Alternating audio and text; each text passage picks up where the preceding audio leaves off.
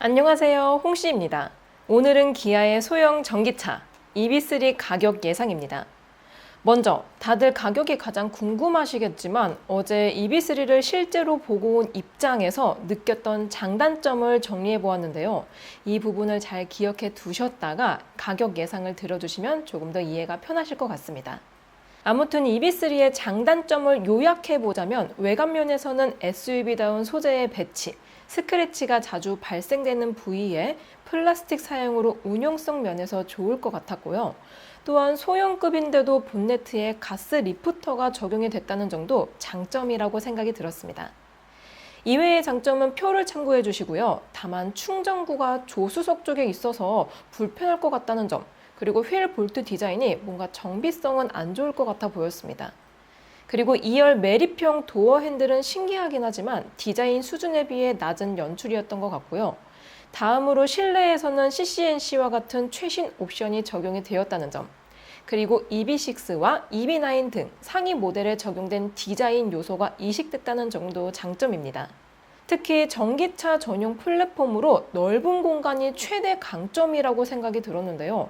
다만 HUD나 어라운드 뷰, 브랜드 스피커 등 탐나는 옵션들은 역시나 대부분 선택 옵션으로 빼둘 것 같다는 생각이 들었습니다.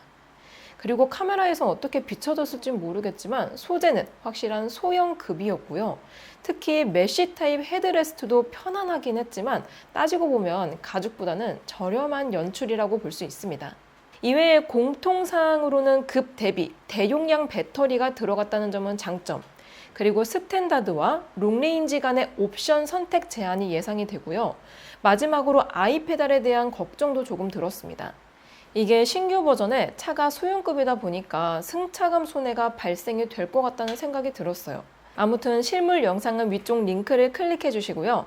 자, 이제 가격을 예상해 보면 일단 EV3는 배터리 용량에 따라 스탠다드와 롱레인지 총 2가지 트림으로 출시가 될 예정입니다. 여기서 스탠다드 트림의 경우 주요 경쟁 차량은 코나 일렉트릭이라고 볼 수 있는데요. 일단 크기의 경우 EV3가 전폭과 휠베이스에서 코나 대비 크고 전장과 전고는 코나 대비 작습니다. 그리고 배터리 용량과 마력 앤 토크, 주행거리까지 비교해봐도 EV3가 우위인데요.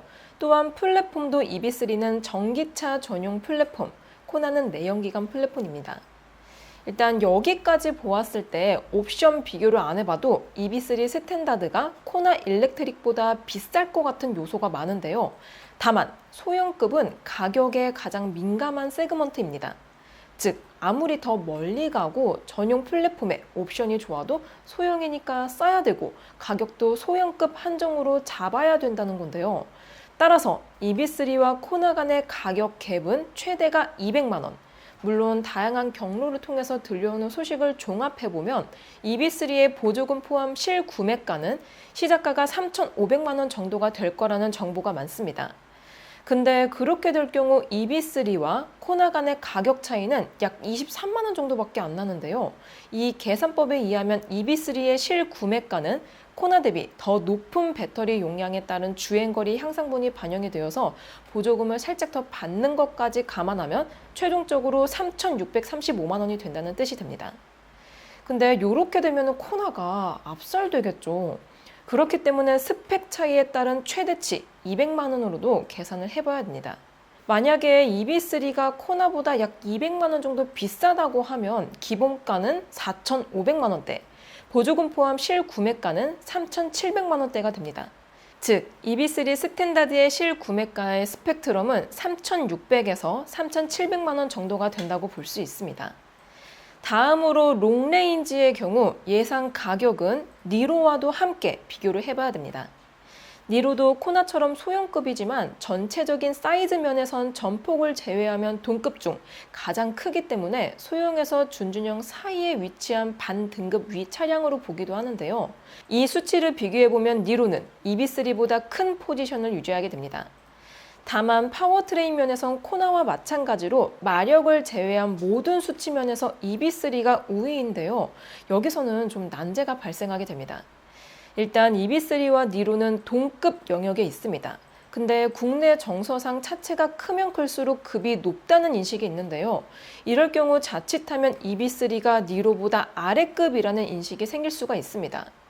이럴 경우 EB3 롱레인지는 코나보단 비싸도 니로보단 저렴해야 된다는 조건이 완성이 되는데요. 이럴 경우를 먼저 설명드리고 스펙 차이에 따른 EB3가 니로보다 더 비쌀 경우를 설명드리겠습니다. 아무튼 EB3가 니로보다 저렴하게 나온다는 가정을 해보면 코나와 니로의 중간인 4,750만 원이 되는데요. 정확히는 코나 대비 98만 원이 비싸지만 니로에 비해서는 105만 원이 저렴한 포지션입니다. 이걸 실구매가로 계산해보면 EB3는 스탠다드처럼 주행거리가 더 많은 점을 감안해서 증액될 정부 및 지자체 보조금을 예상했을 때 총 3,915만 원이 나오고요. 코나보단 56만 원이 비싸지만 4천만 원이 넘어가는 니로에 비해선 EB3의 앞자리가 낮아지면서 경쟁력을 확보하게 됩니다. 자, 다시 이번에는 EB6까지 놓고 살펴보겠습니다. EB3는 EB6와 비교해봐도 수치적인 차이가 크지 않을 정도로 게임 체인저격인 차량입니다. 위급보다 주행거리가 더 길어요. 그만큼 이번 가격 예측이 어려웠는데요. 아무튼 스펙상으로는 EB3는 코나 니로보다는 무조건 비싸야 됩니다. 따라서 스탠다드를 저렴하게 출시하되 주력인 롱레인지에서는 이 스펙 차이를 가격에 반영해야 할 것 같은데요. 이렇게 해서 나온 EB3 롱레인지의 예상 가격은 5,050만 원 정도로 코나와 니로보다 약 200에서 300만 원 정도의 차이에 위급인 EB6와는 200만 원 정도 차이가 나게 됩니다. 특히 이 풀옵션의 경우 5,350만 원 선이 되면서 위급 깡통을 뛰어넘는 그돈시도 성립이 되게 됩니다. 이 부분이 가장 우려스러운 부분인데요. 아무튼 이렇게 되었을 때 EB3 롱레인지의 실구매가는 4,215만 원이 나오고요. 코나에 비해서는 350만 원 넘게 차이가 나고 니로에 비해서는 89만 원, 위급인 EB6와는 216만 원의 차이가 나게 됩니다. 숫자가 참 만족스럽지는 못한데요. 다만 옵션 및 기술 사양을 정리해보면 EB3의 가격이 어느 정도 유추가 되는 부분도 있습니다. 일단 항목별로 보면 안전면에서는 동급 최초로 스티어링 휠 그립 감지와 차로 유지 보조 2의 적용, 또한 지능형 속도 제한 보조와 고속도로 주행 보조 2 등 다양한 에이다스도 탑재가 되었고요. 안전면에서는 주차 시 측면 거리 감지를 지원하는 측방 주차 거리 경고가 추가가 되었습니다. 외장면에서는 EB9부터 적용된 스몰 큐브 LED 헤드램프와 이중접합 차음 유리를 1열까지 적용해서 정숙성을 높였다고 하는데요. 요거는 시승할 때 직접 확인해 볼게요. 다음으로 내장면에서는 12.3인치 디지털 계기판, 파노라믹 와이드 디스플레이와 차량 속도에 따라 밝기가 달라지는 다이나믹 앰비언트 라이트가 있고요. 시트는 메쉬 타입 1열 헤드레스트와 릴렉션 시트, 2열 리클라이닝 기능이 적용이 되었습니다. 편의면에서는 25리터 사이즈의 프렁크와 계기판과 인포테인먼트 사이에 있는 5인치 공조, 윈드실드 헤드업 디스플레이 등이 적용이 되었고요. 또한 세계 최초로 최대 120mm 확장이 가능한 슬라이딩 콘솔 테이블도 추가가 되었는데요. 이외에도 전기차인 만큼 실내 V12 콘센트와 빌트인 캠2, 디지털 키2, 서라운드 뷰, 후측방 모니터 같은 최신 장비들이 탑재가 되었습니다.